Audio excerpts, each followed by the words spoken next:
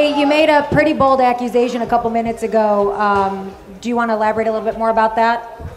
What was it? What? The steroids comment? Everybody's on steroids. Herrick levels. I said, okay, well, anything you give me, I'll take, but call the commission and see if it's all good. When asked if he knew he was taking EPO, he answered, yes. This highlights the culture of excuses and deflections prevalent in the sport. The truth is, boxing will likely never have a singular governing body to address these issues comprehensively. However, there might be a way for existing organizations to mitigate the doping problem. Hit athletes where it hurts the most: their wallets. Imagine if fighters' purses were held in escrow and only released once all test results came back negative. If both A and B samples tested positive for a banned substance, the fighter would lose their entire purse. Such a policy would make doping a far riskier gamble, as the prospect of losing their earnings would deter even the most reckless athletes. The forfeited money could then be redirected to causes like grassroots boxing programs or charitable initiatives. Similar to Tyson Fury's contributions to the homeless. While this idea may seem idealistic and unlikely to gain widespread acceptance, it addresses the root cause: financial motivation. Fighters currently don't take 6-month bans seriously, as these suspensions often align with their usual schedules between bouts. The punishment, therefore, doesn't effectively deter them. Some argue that lifetime bans should be imposed on athletes caught doping, given the lethal nature of boxing.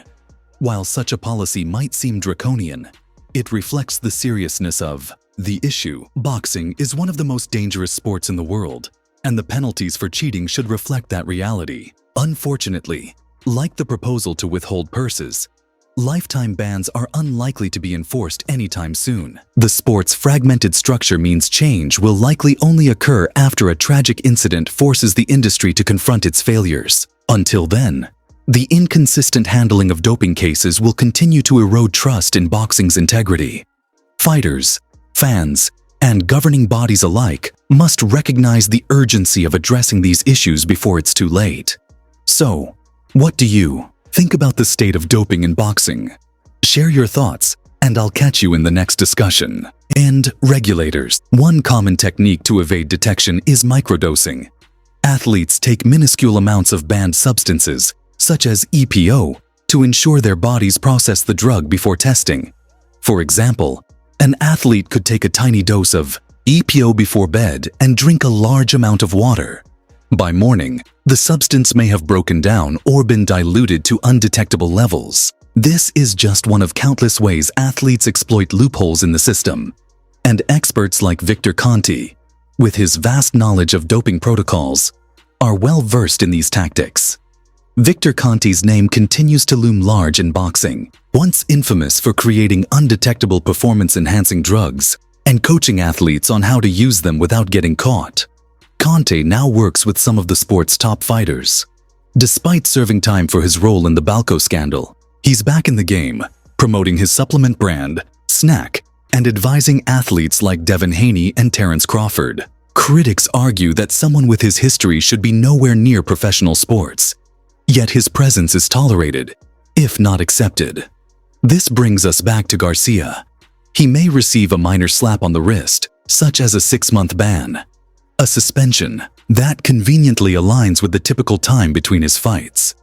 If this happens, he'll likely return to the ring unscathed, claiming victimhood and blaming a broken system.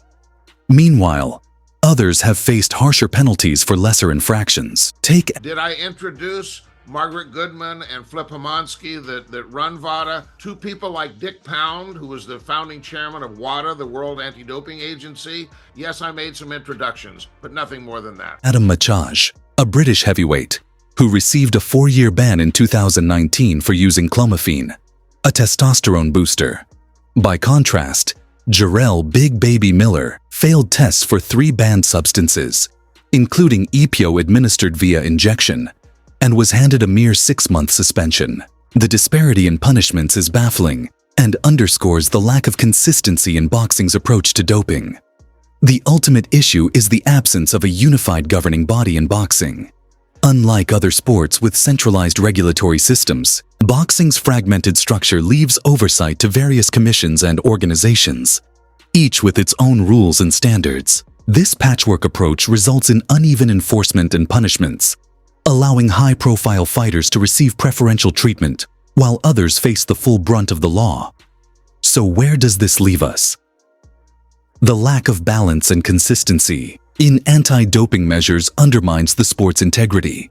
Fighters like Garcia benefit from this broken system, while others are made examples of for far less. Until boxing establishes a centralized authority to oversee and enforce anti-doping regulations, the problems will persist. For now, fans and athletes alike are left questioning the fairness of a sport that seems more concerned with protecting its biggest stars than upholding its standards. The lack of a unified governing body in boxing continues to be a significant issue, leaving each commission to handle situations and enforce punishments as they see fit.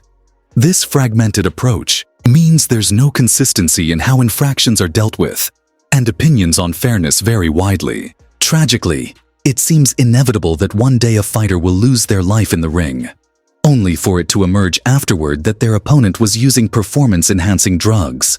Perhaps that will finally be the moment when meaningful change occurs.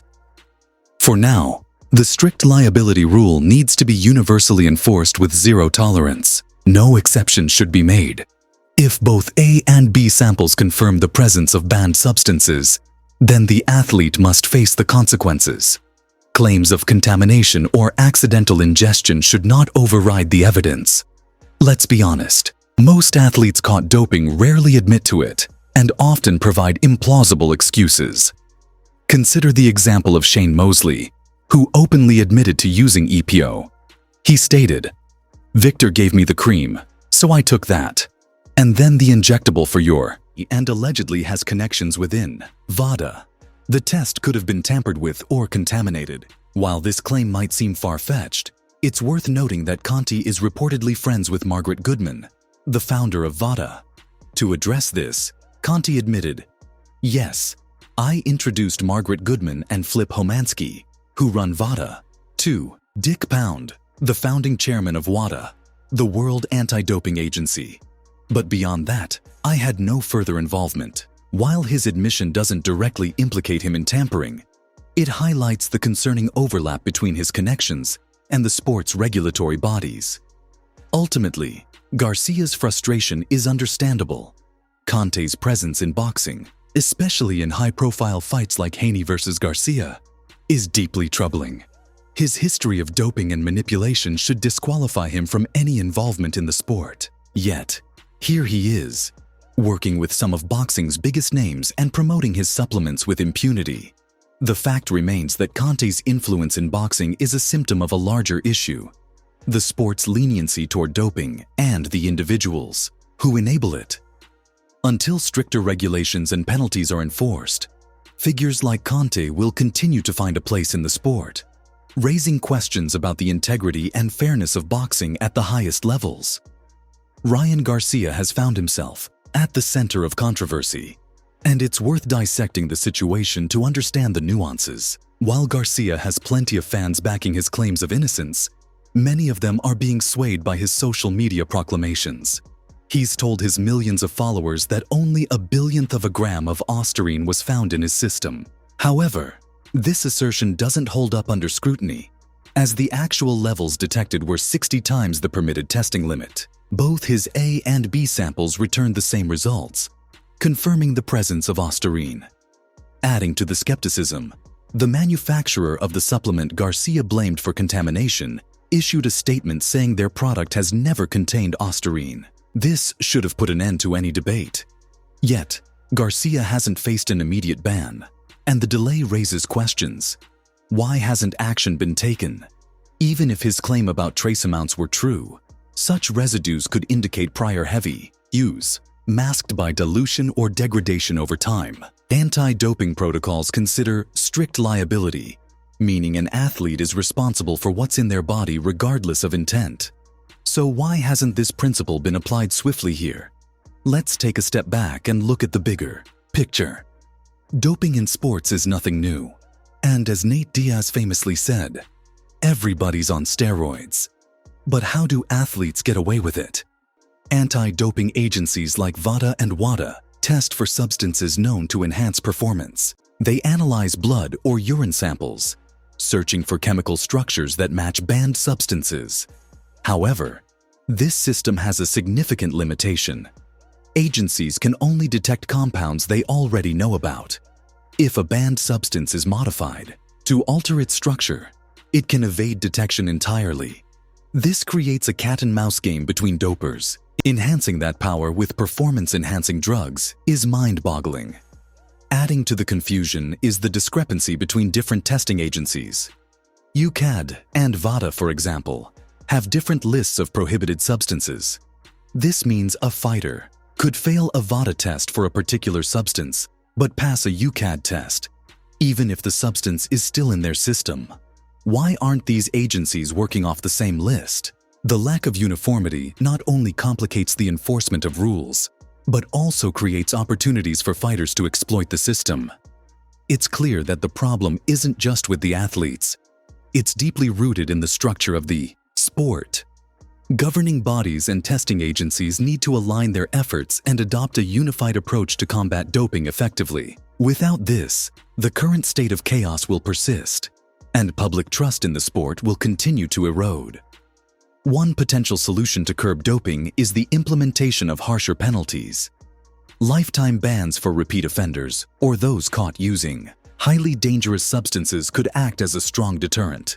Additionally, making the testing process more transparent and ensuring that all fighters are tested under the same protocols would go a long way in restoring credibility.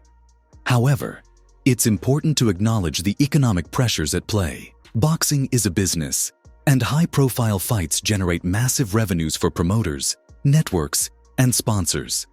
In some cases, the financial stakes are so high that turning a blind eye to doping becomes a convenient option. This conflict of interest undermines efforts to create a clean and fair sport. Ultimately, while the fight against doping in boxing is far from over, addressing the inconsistencies among testing agencies and enforcing stricter penalties are crucial steps in the right direction. It's a daunting task, but for the integrity of the sport and the safety of its athletes, it's a battle worth fighting. Doping in boxing has become so widespread and the punishment so lenient that it's almost normalized. Consider this. One of the most notorious figures in the history of sports, Victor Conti, is now working with some of the top fighters in the world.